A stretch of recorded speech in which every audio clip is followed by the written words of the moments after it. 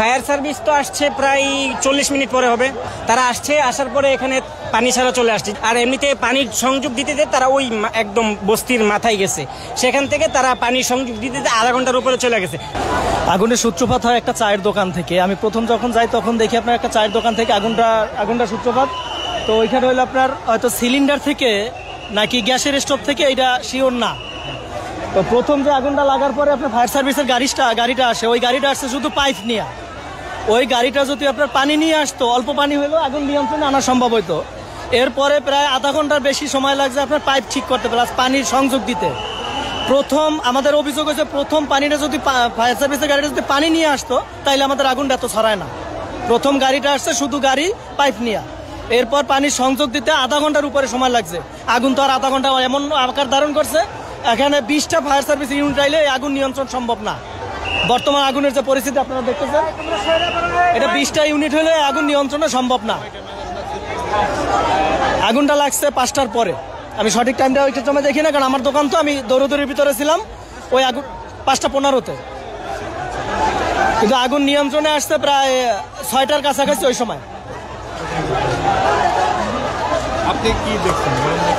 আমি দেখছি যখন আগুনটা একদম শুরু হইলো, মানে একদম শুরুতে, তখন হয়েছে শুধু একটা দোকানের ছোট্ট একটু আগুন লাগছে। আমি মোবাইলে ভিডিও করছি আগুনের সামনে দাঁড়ায় থেকে। তখন যদি একজনে, মানে ওই যারা আশেপাশে ছিল, তারা যদি ওখানে পানি টানি ডালতো, তাহলে আগুনটা অতি দ্রুতই ওখানে নিভে যেত। এটা ধারণা করা যাচ্ছে যে 4 দোকানের স্টোভ থেকে, গ্যাস স্টোভ থেকে, এটা আমাদের ধারণা 4 দোকান থেকেই আগুনটা লাগছে। ফায়ার সার্ভিস তো আসছে প্রায় 40 মিনিট পরে হবে। আর 40 মিনিট পরে আসার পরেই তো ফায়ার সার্ভিস তারা এখানে কাজ শুরু করতে পারে নাই। তারা আসছে, আসার পরে এখানে পানি ছাড়া চলে আসছে। যেহেতু এটা অনেক বড় বস্তি, এখানে পানির ব্যবস্থা নাই, তো তারা পানির ব্যবস্থা করে আসে নাই। আর এমনিতে পানির সংযোগ দিতে তারা ওই একদম বস্তির মাথায় গেছে, সেখান থেকে তারা পানির সংযোগ দিতে আধা ঘন্টার উপরে চলে গেছে। যার কারণে এখন পুরো এলাকা জুড়ে আগুন বিস্তৃত হয়ে গেছে, যেটা এখন যদি 20টা ইউনিটে কাজ করে মনে হয় না নিয়ন্ত্রণে আনতে পারবে।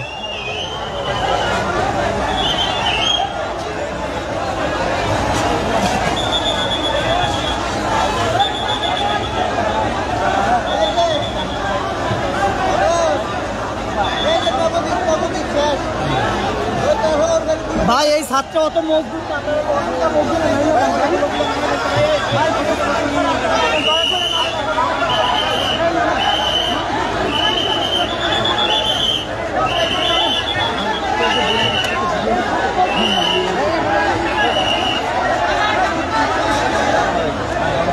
রাজধানীর করাইল বস্তিতে আগুন লেগেছে। দর্শক এই মুহূর্তে দেখতে পাচ্ছেন যে রাজধানীর করাইল বস্তি রয়েছে, সেখানে কি কারণে আসলে আগুন লেগেছে আমরা সঠিক তথ্য জানতে পারি না। তবে আপনারা দেখছেন যে আগুনের ভয়াবহতা, খুব ছোট আকারে শুরু করে আগুন লাগলো, এখন কিন্তু এই আগুন দেখতে পাচ্ছেন ক্রমশ বাড়ছে এবং এখন পর্যন্ত কোনো ফায়ার সার্ভিস বা অন্য কোনো আইন শৃঙ্খলা বাহিনী পৌঁছাতে পারেনি। কারণ করাইল বস্তির যে অংশে আগুন লেগেছে আসলে সেটি গুলশান 1 এবং গুলশান 1-এর যে লেকটি রয়েছে সেই লেকের অপোজিট। আর এইখানে যে আসার জায়গাটি সেটি আসলে তিতুমির কলেজের ওই সাইড দিয়ে ছাড়া আসার কোনো জায়গা নেই এবং একটি মাত্র রাস্তা, যে কারণে এখন পর্যন্ত কোনো ফায়ার সার্ভিস থেকে শুরু করে কোনো আইন শৃঙ্খলা রক্ষাকারী বাহিনী পৌঁছতে পারেনি। দর্শক আপনারা দেখতে পাচ্ছেন যে কি ভয়াবহ আগুনের লীলাশিখা একের পর এক পুড়ে যাচ্ছে। বাসাবাড়ি এবং মানুষের যে আহাজারিতে আসলে ভারী হয়ে উঠেছে করাইল বস্তি।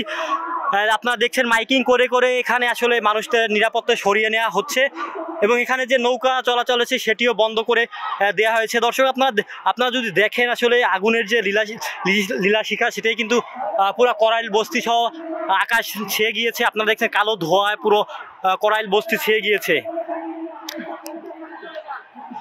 এবং এই যে আগুন লেগেছে, যে আগুন লাগাকে দেখতে উৎসুক জনতা ভিড় করেছে। যে গুলশান 1-এর যে লেকটি রয়েছে সেই লেকের 4 সাইডে, চতুর সাইডে মানুষ অবস্থান করছে, কিন্তু যে করাইল বস্তিতে যে অংশটা আগুন লেগেছে আসলে সেখানে যাওয়ার আসলে রাস্তায় মাত্র একটি বা দুটি, যে কারণে আসলে মানুষ যেতে পারছে না। আর যে জায়গাটিতে আগুন লেগেছে আসলে ফায়ার সার্ভিস ইউনিট যে পৌঁছাবে সেরকম রাস্তাও নেই, কারণ এখানে জায়গাটি যেহেতু করাইল বস্তি জানেন রাজধানীর সবচেয়ে ঘনবহুল একটি বাসস্থান।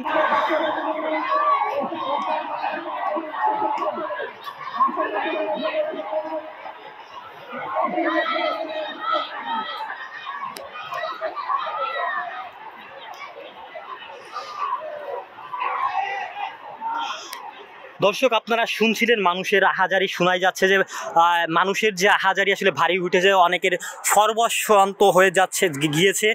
কারণ এখানে যে করাইল বস্তি রয়েছে এখানে অসংখ্য মানুষ তৃণমূল পর্যায় থেকে, অবশ্য বিভিন্ন জেলা থেকে এসে ঢাকার গার্মেন্টস থেকে শুরু করে ছোটোখাটো কাজ করেন এবং তারাই কিন্তু এই করাইল বস্তিতে বসবাস করেন। একটু মাথা গুজার ঠাঁই ছিল তাদের, কিন্তু কী কারণে আসলে আগুন লেগেছে যেতে সর্বশান্ত হয়ে পড়েছে। এখানে যে করাইল বস্তির যে বসবাসরত মানুষ রয়েছেন তারা, এই যে করাইল বস্তি আসলে এখানে কিন্তু দিনমজুর থেকে শুরু করে নিম্ন আয়ের যে মানুষ রয়েছেন তারাই বসবাস করে।